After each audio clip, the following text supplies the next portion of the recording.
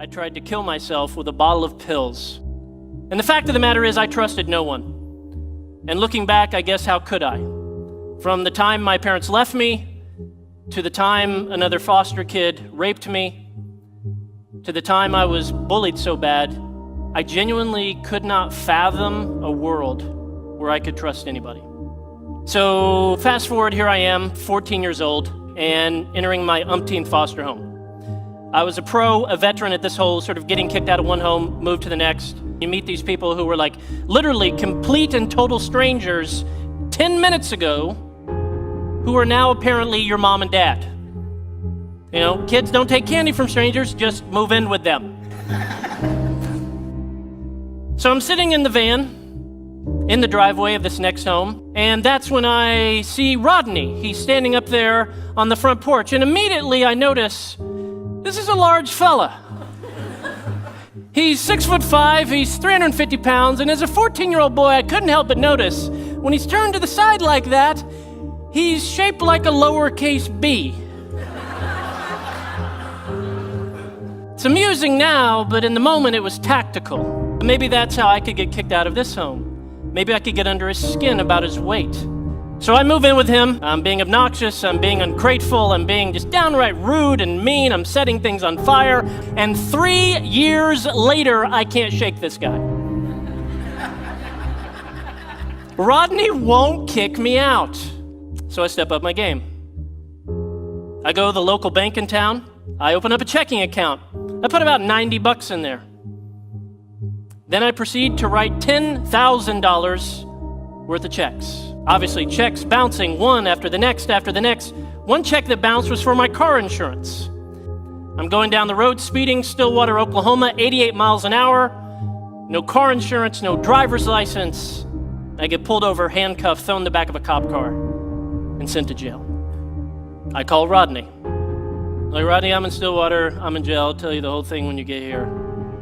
Can you please come bail me out tonight? He said, I will come bail you out, but not till tomorrow.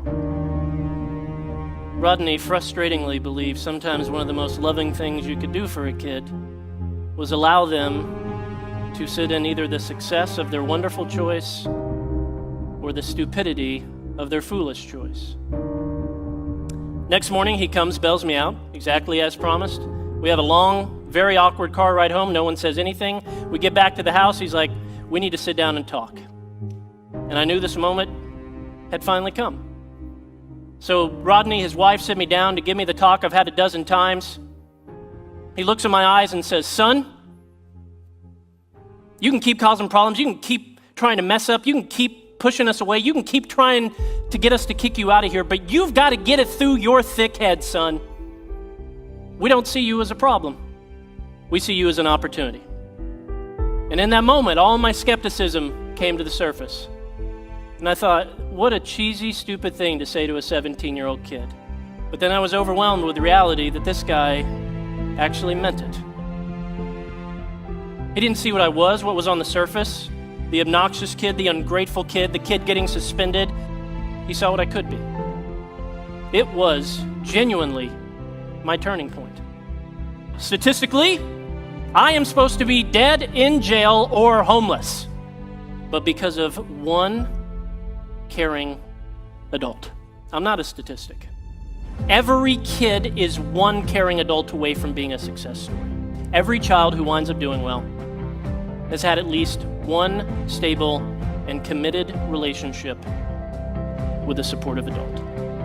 My friend and mentor, Reggie Joyner, taught me to think about it this way. In this jar are 936 marbles. Each one of these marbles represents a single week from the birth of a kid until that kid turns 18 years old. So, if you know a 9-year-old, you've only got 468 marbles, or weeks, however you want to look at it, remaining. You know a 16-year-old? You got 104 marbles remaining. Right here, we are looking at time. In fact, you're looking at all the time or all of the weeks you have left to influence this kid, or this kid before they turn 18 and begin making critical life decisions without your presence. The difference between a statistic and a success story is you.